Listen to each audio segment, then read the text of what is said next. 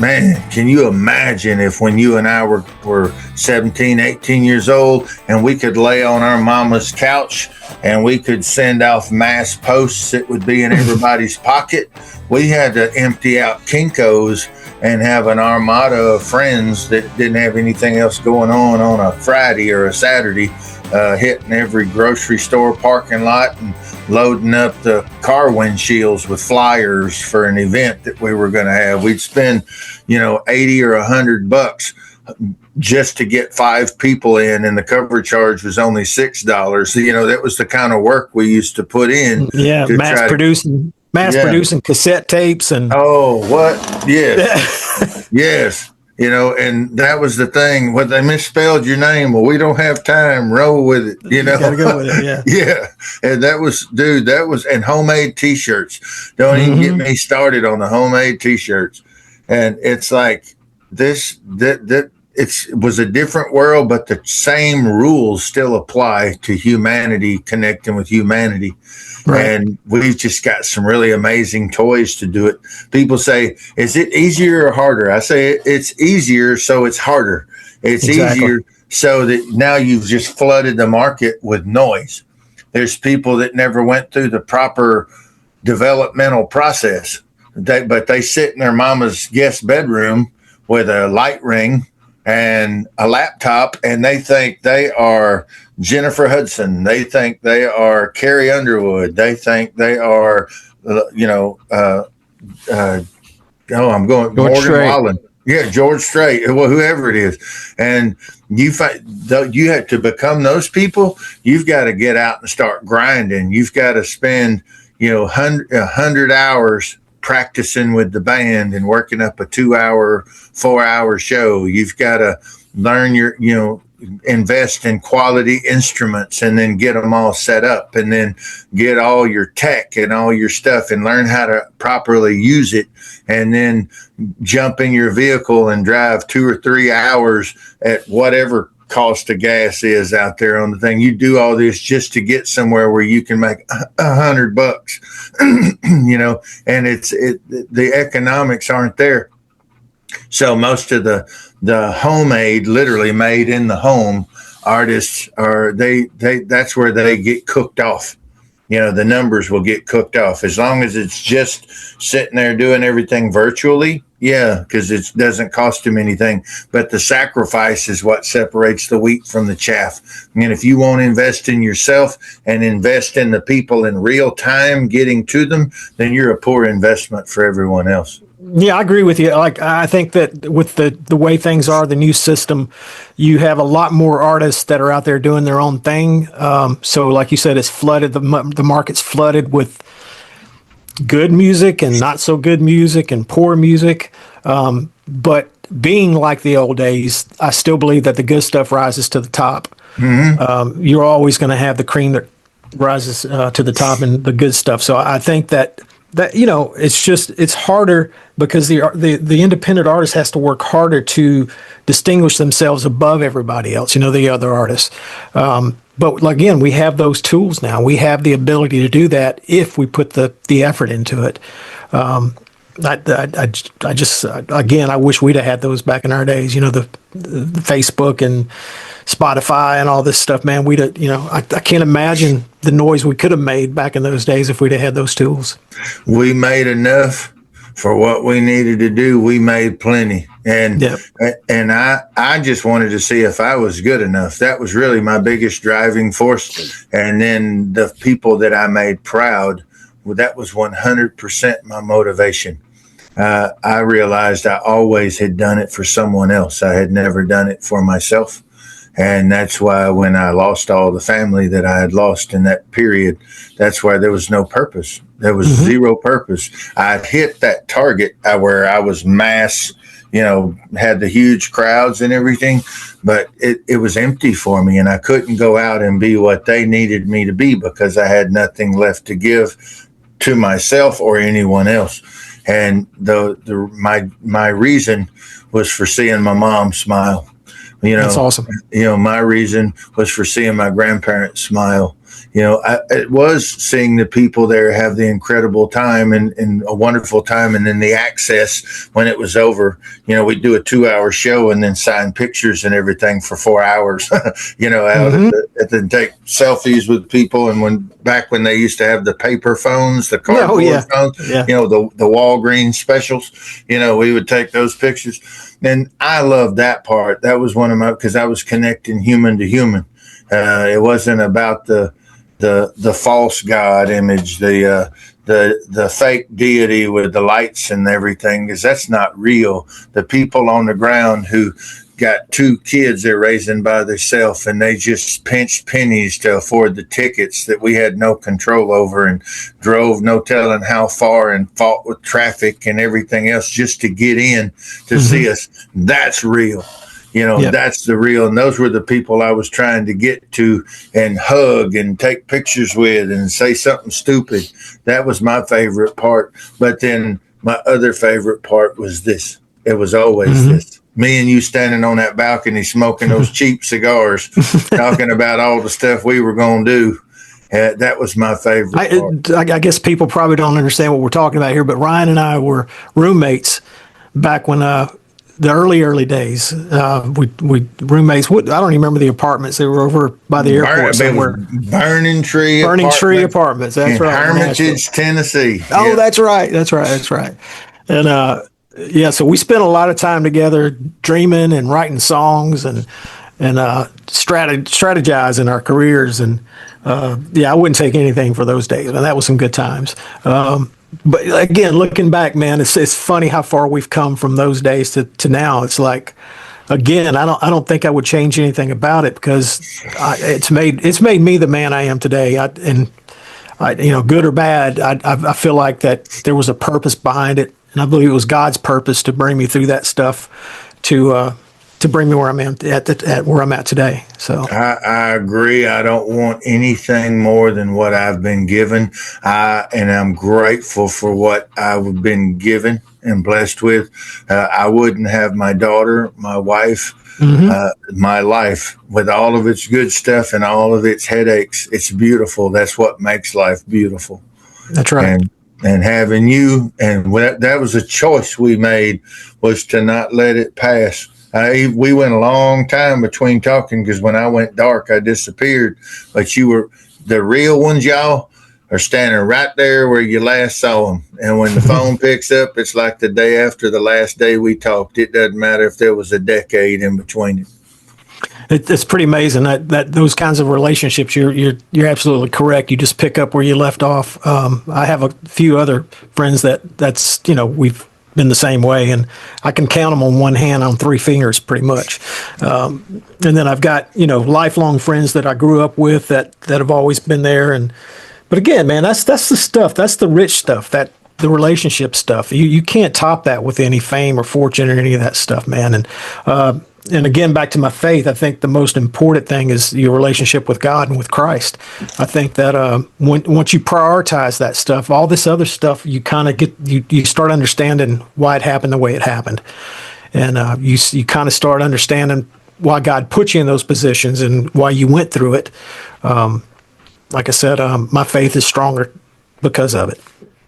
What did you think? I'm trying to remember when it was the first time we sat down to write a song again. That was one of the key moments for me when I came out of retirement. Trying to think what it was. Oh, if she don't text you, that funny country song. If she don't text you when she's drunk, you're not the one. You're not the one. Yeah. Yeah. I remember me and you sitting down to write that, and that was the first time we had tried to write in like 16 years. And what do you have any memory? I remember that it came together in about 20 minutes. Yeah. I think it just came out. It was like we'd never stopped writing together. It was really cool.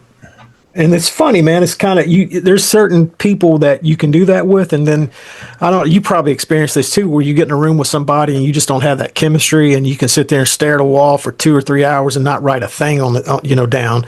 And then there's other people like you and I. You just start throwing ideas around, and all of a sudden you got a song. It's like I think that's just part of it's just part of it. Yeah, real ones. I mean, and there's a lot of people that have their name on stuff, but they're not. They don't have the juice. They don't bring the energy. And the real ones, you'll find out who they are when it's just you and them and a guitar in a room. You'll find out real quick which one's real. Blazey's a real one. Oh yeah. I've worked hard. I wanted to always be acknowledged by my peers. That was really my biggest thing. I didn't want to be above my peers. I didn't want to be, this guy. I just wanted to. We recently have a booking with an extremely important person who, to me, in my development, that song 16th Avenue. I was singing that at 10 years old, and that was Lacey J. Dalton. Yes, sir. And that was my absolute favorite song ever in my life, ever. Love it. And I was 10 years old, and I knew every word to that song. I thought it was just about a bunch of friends hanging out at a street in a house on the street. And that's all I thought it was. I had no idea. And I was 10 years old, y'all. I had no idea that 13 years later, I was in Midland, Texas when I heard that. My stepdad was an executive at an oil company, and he would drive me to school. They'd started busing, and I had to spend 3 or 4 hours on school buses, changing buses at 10 years old, going across town. He wasn't going to have that. So, so that he just drove me to school in the morning. I caught the bus home. But those mornings when he was doing that's when I heard the radio and I heard that song, and I listened for it every day, and I learned all the words on the radio. I had no idea that what 16th Avenue was, who those people were that was in that song. And I had no idea that 13 years later, I'd be one of them. Pretty cool. In Music Row. And so that was a pivotal thing for me. And I didn't ever tell you, but I had a writing appointment. Me and Don Schlitz tried to write like every other Monday. And I was coming in, and he told me he had an appointment come up. He couldn't write with me, but he was going to walk me down to my writing room. And I thought, that's weird, but okay. And so we were walking to my little office, my little room that we had downstairs. And he opened the door, and there was a dude sitting on my couch. And I went, I had a couple tables, a chair, and a couch in my office. And I looked at it seemed like a nice fella. He was smiling. Schlitz was smiling. And Don said, "Ryan, let me introduce you to Tom Schuyler." And I was like, "Nice to meet you, Tom." Knew nothing. Yeah, I was typical East Texas. I didn't know who this man was, but he seemed nice, and he's friends of Don's. Maybe they're neighbors or something. I don't know.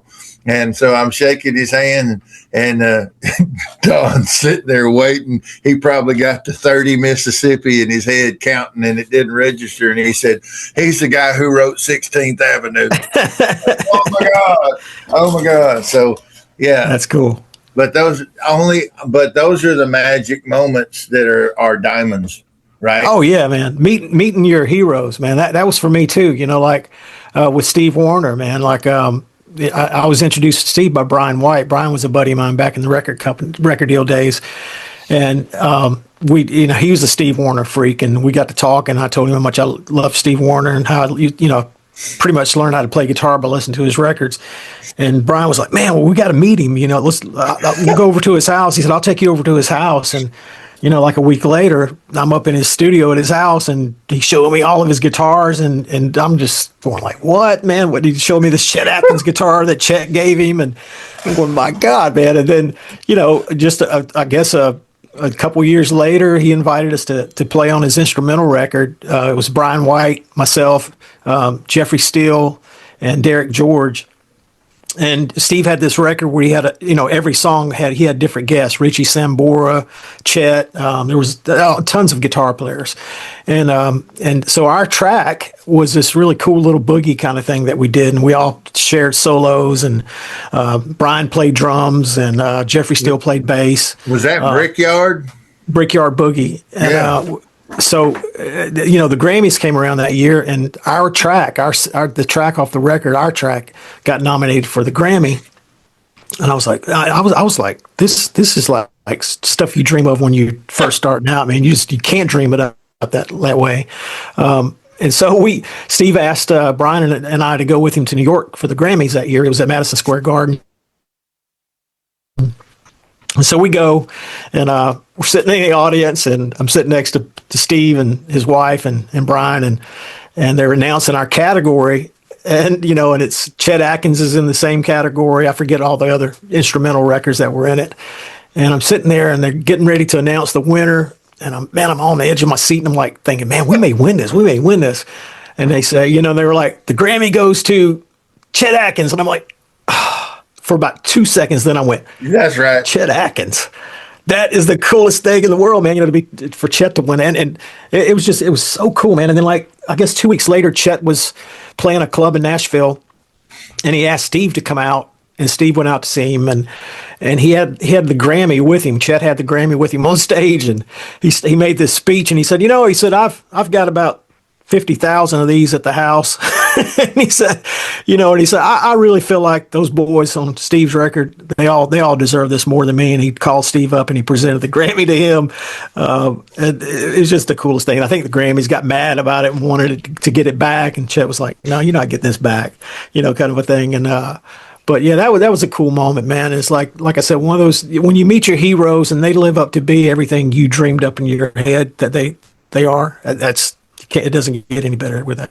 And the same thing with Clint. When I met Clint, Clint was sweetest guy. That I worked with Clint for like 8 years, and just super person. You worked with Josh Turner too, didn't you? Worked with Josh. I worked with Trick Pony. That's how Ira Dean and Ira, we have a long history, kind of like you and I. Ira actually played bass for me back in the day. I did a European tour as an artist, and he went over and played bass with me. And years later, he was in Trick Pony and asked me to play with him and I did that for a little while. But yeah, man, it's just those kinds of things, man. Like I said, that's what makes me rich. That's what I wouldn't trade anything for those experiences. People like Rob said, or you might have said that people are doing the competitions. They think it's a competition, and it's absolutely not and never been. You celebrate together when you all get anointed, and you're allowed to all be on the track together. And then each one of you just do your best, and you have nothing to be disappointed in, or like in the example you used about Chet doing what he did with that Grammy. That's my Nashville. That's the Nashville I knew when we literally will do that. We'll get up there in public, like go, I sure do appreciate this, but I got to tell you, these guys are awesome. And there you go. That's the Nashville we know.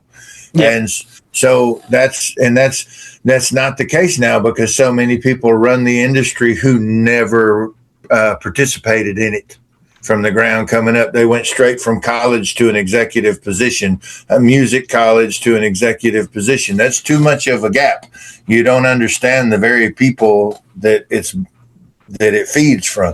So that's a frustrating thing. My last time coming to town, I was shocked at the difference that it looked, on the road. And half the offices, they used to fight for square footage. You had little companies inside of houses that each bedroom was its own publishing company or something.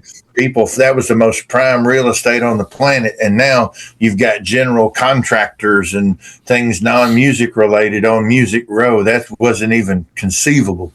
And I watch the stuff that you're talking about. I think as long as there's real humanity, those magic moments won't leave. They'll just be packaged different. And it's up to us to bring home back where it used to live. Home has never been a place for those listening. It's never been a place. It's always been a time.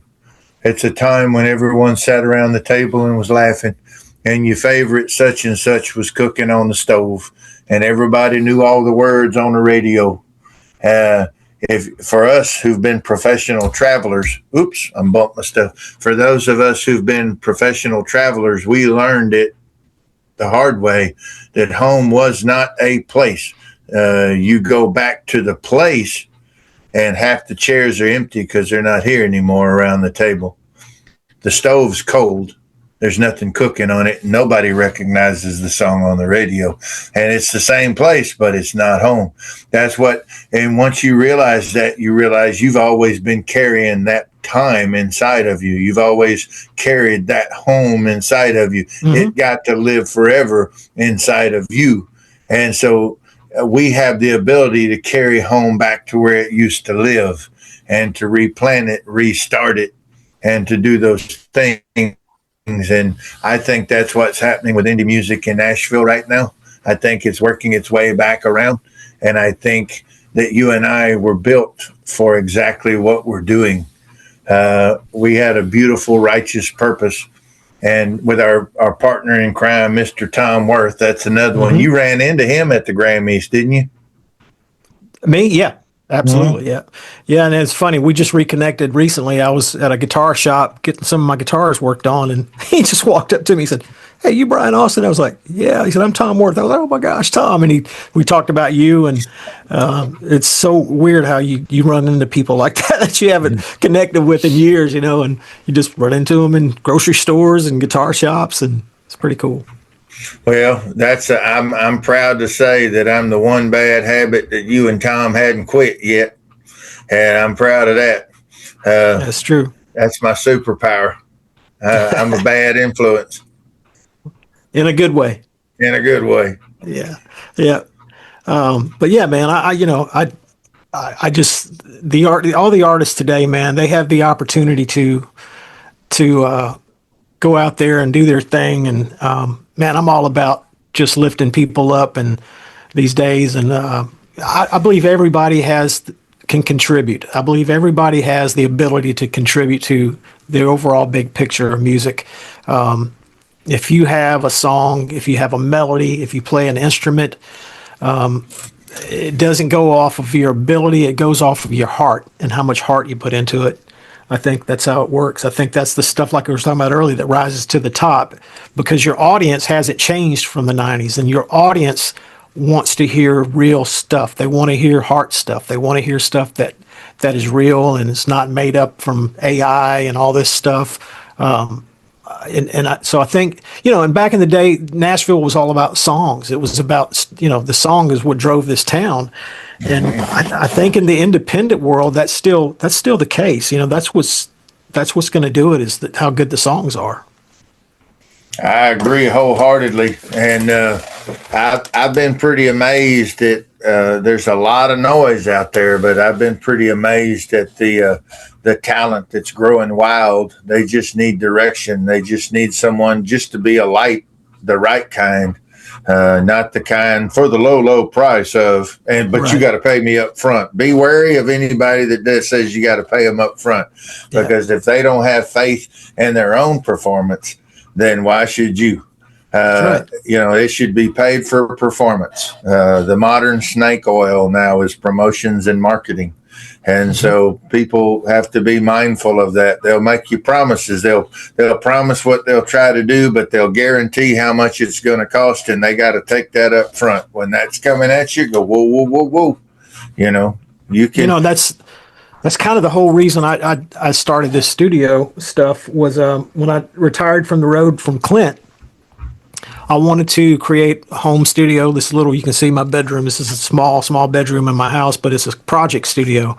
I don't track in here. If I have to track, I go to another studio that, full band, that kind of thing. But for the stuff that I do, the productions I work on, I can do it all from here and keep the costs down for artists, because, back in the day, we were spending exorbitant amounts of money for demos, and it was like, man, there's got to be a better way. Well, when the technology caught up and everybody started having studios on their computers, it became more cost effective for artists and songwriters to record. And that's kind of what my purpose was. I wanted to keep the cost down for artists, so they could record more songs and get more stuff released.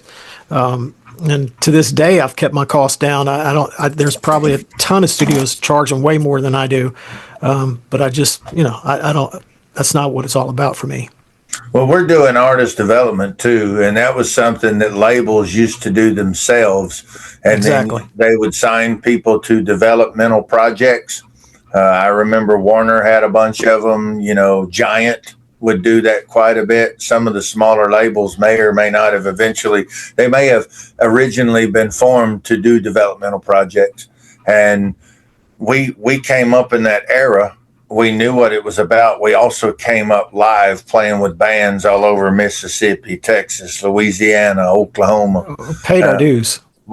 And spades, and played with multiple bands. You were either a feature in the band or you sat in with different bands to help fill in for somebody, just guys jamming together. And you knew, 400 cover songs, and then somewhere in every 20 or 30, you would try to do one that you wrote yourself, and it was about learning and participating like that. Nowadays, I can't tell you how many kids they've been doing it for under 5 years, and they're like, well, I only do my own songs. And I'm like, why do you think you're so special that you don't have to learn what the masters did? That's part of why we did cover songs, as you learn how to get the crowd to sing with you. They already know the words to it, change it up a little bit, give it a new flavor, something, but they're all singing it with you. That's the whole purpose of doing it. That and for me, like there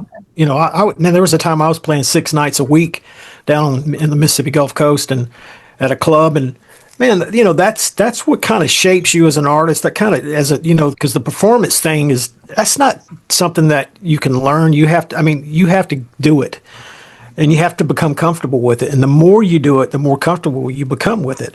That's kind of how I was discovered. I was playing in that club, and we were packing it out, night after 6 nights a week, we were packing it out. And we had one night, this lady came up to me and she gave me her card. She said, my name's Diane Gibson. I want to give you my card. She said, I really think what you're doing is great, and I'd like to talk to you. And she took my number. She said, I'm going to call you this week. And I didn't know who she was. I had no idea.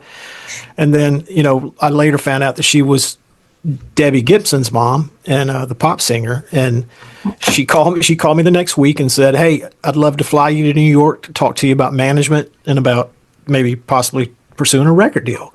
That all came from that club, and that all came from cutting my teeth and paying my dues and working hard and working on the show and playing cover songs, like you said, 5 hours a night, and so that I don't.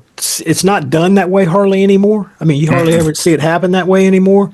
Now it's just whoever has the biggest numbers on Facebook and Instagram, and and it's kind of a shame. I wish it was more like that. I wish that's how it worked more. But that's changing, though. That's changing. Because that was one of the things I did some digging my last time I was up there, and they signed all these people that had 300,000, 700,000 followers on TikTok, but that doesn't translate to butts in the seat. If you've got 600,000 12 and 13-year-olds following you on TikTok, they don't have the driver's license to get to the show. They don't necessarily have the funding, to get there, and the parents may not be able to get off from work. I mean, it's all these different things come into play. So they were putting out these crazy numbers, these crazy contracts, and they were just going down. And I got my thing the same way. My first deal with Imprint, the captain's table used to be down there in Printer's Alley. Ira was playing Skulls the next club down. I was playing Printer's Alley, Al Capone's old place, and I had the publishing company had promised, they had told me they had all these labels coming, and so I was excited and I wanted to make it a thing. And I'm always been family included, all my family, all your family, whatever we do, I want family included. So I called my mom And I told my mom that what was happening, and my mom and my stepdad and my two little brothers were on their way up 10-hour drive coming up from Bossier City, Louisiana. And they were coming up to see us, loaded up the minivan. And they were en route already. They were somewhere by Rob's house going through Arkansas when I was in the publishing company that day, and they informed me that the labels weren't coming. They informed me that they never were. They were just trying to get me motivated, which was absolutely horrible. And I felt completely deflated and defeated. And this is the God thing. There was one little girl in the office that saw what had happened, and she came up to me and she put both of her hands on my shoulders, this little girl at the publishing company. And she said, "Isn't your mom coming?" I said, "Yes," because I didn't even want to do the show. And she said, "Yes." She said, "Well, you just need to go play for your mom. That's what you need to do. You just need to go play for your mom." And I'd made no phone calls. I'd talked to nobody. I'd done nothing. And I was completely lied to by the publisher and the people at the organization. I was so bad. But I did. I informed the band that nobody was coming. So you know what? Tonight we're just going to beat the floor with the ceiling. We're going to go out there and kill it. And we're going to do it for us. We're going to do it for us. I'm going to do it for you. You're going to do it for me. And we just went out there and did it. And we had just kicked off the second half of the 2-hour show. And I saw that front door open and that red exit sign, that red light off that exit sign was glowing. And a tall person and a shorter person came through. All I could see was their silhouette. And that red hit white hair and it looked like a halo. And I didn't know who it was. We were about half full, 3/4 full, the captain's table. And as soon as they got in where the light could hit them, I was just, my heart just swelled. It was Harlan Howard, who never went out at night. You never saw him at night. And he came walking in with Tracy Gershon. And they came in and sat at the table right in front of me, right there at the edge of the stage, and were smiling and grinning, and the band was just thrashing. We were covered in sweat, just going at it. And that's where I got my record deal. That's so awesome. And it had nothing to do with the publishing company. It had everything to do with God and everything to do with me and the band playing for my mama. Man, playing for your mama. That's what it's all about. Hey, Ryano, that's going to be part one of our interview. We're gonna play a song right now, and then we will come back with part two. You're listening to the Uncle Show with Bryan Austin Cuevas and Uncle Ryano, as well as myself. We will be right back. Hang on, everybody.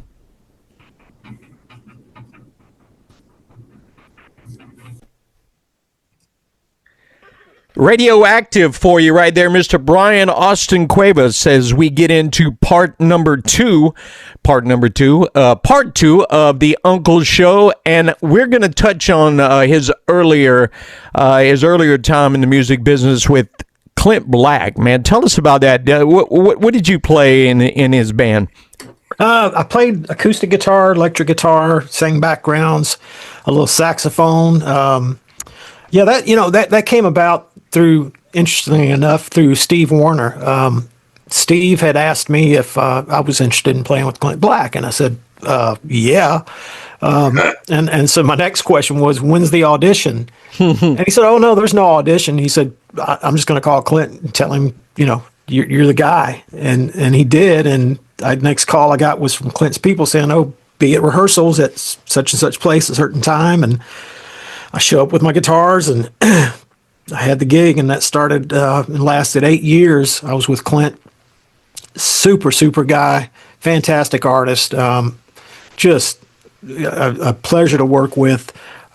We had some great times, man. It was more like a family. It became a family thing more than, just a band thing. And to this day, I speak to Clint pretty regularly. And when I was going through the recent illness, he was checking on me like every week. He was calling to check to see if I was okay, and just a great guy. Was this during, before, or after Hayden Nicholas? Because I know Hayden. It was during. Hayden's been with him since day one. It was Hayden, Jake Willamane, Dick Gay, Dane Bryant, and Dan Kelly was on fiddle. I'm trying to think if there was anybody else, but yeah, Bryan Austin Cuevas. Yeah, so that was the core band then. But yeah, Hayden and Jake and Dick had been with him since the early days, since like the first record. Better Man, Killing Time. Killing Time, yep.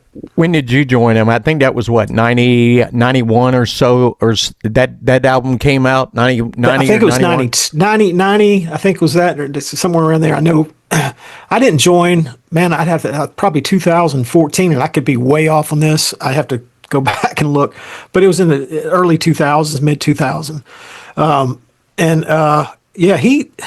Man, it went by so fast. I was telling my wife this the other day. It's like, I was with him for 8 years, but it just seems like it was just a blink of an eye. Because we did a lot of traveling. We were, that road stuff will make your life go by really fast. He was probably playing 250, 300 dates a year. At least probably 180 to 200, yeah. I mean, he was, even in that time, he was still in big demand. Mm-hmm. You talked in part one. You talked about a project you had with Vince Gill and Steve Warner. Was it the Nashville Cats? No. It was just a record that Steve did called "No More Mr. Nice Guy," and he had different guests on each track. And I think Vince was on a track. Bon Jovi's guitar player Richie Sambora, just a plethora of different guitar players were on that record. So that was probably a really good experience as well, man. Yeah, it was, and to be included, with those kinds of players, that was like a dream come true. And it all started with a tour of his loft at his home. Yeah. Man, Steve's such a, he's known as the nice guy in Nashville, and he lives up to every part of that. I mean, always been a big fan of his. Oh, man. Yeah, man. He's had great stuff.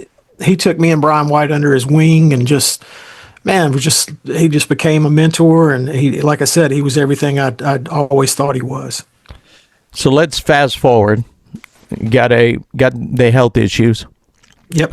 When did you first learn about what was going on? 2000. Well, it's been a couple years. Let's see. We're in 26. I think it was 24. I was having chest pain, and I went into the hospital and found out that I had a blockage in my heart, and they were going to do a stent.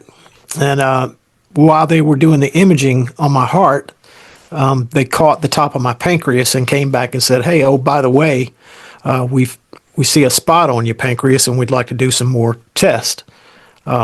So they went in and did a biopsy on that spot and found out that I had cancer.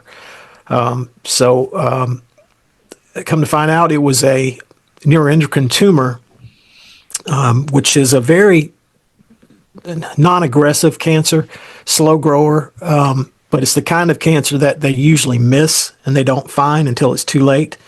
So that's a God thing, I believe. I believe that was a God thing. Thank God for the heart. I know that's sad, thank but thank God that for the heart stance. Yeah, so they caught it and they came in and said, "We're going to, we need to do surgery. We need to get that out. We're going to take most of your pancreas out, and we're going to, some other things. They had to take some lymph nodes and, things like that. And so that was one surgery. And he came and told me, he said, "Look, this cancer, like I said, is non-aggressive." He said, "But it tends to come back quite often. It tends to show back up in different parts of your body." He said, "So we're going to have to monitor you, quite often, CT scans and MRIs." And so just this past March, I had a scan that came back, and they said, "Hey, it looks like you have something in your small intestine. Going to have to go in and get it out," sort of thing. So I had part of my small intestine removed back in March. And so far I'm clear since then. So we're just moving forward with it. But the interesting thing about it all was that my sisters, I have two sisters younger than me, and both were diagnosed with cancer as well. Both of them were diagnosed with breast cancer. And they both fought it and did well and had double mastectomies and surgeries, and they're both doing really well. But it was interesting that the three of us had it together, because when my first sister had it, she was, I'd written a song for her, and I guess we're going to play it later on during this. But the song is about, being brave and how brave she was through her cancer. And I just found it inspiring. And I told her, I said, you're an inspiration to me. You're my hero. And it was weird how the song was kind of self-prophetic, because I had to live up to that song years later with my own diagnosis. Like I said, it's all a God thing. I believe that, God puts us in situations to strengthen us. I think with illness and with sickness and things like that, I think we don't realize it, but we become stronger people because of it.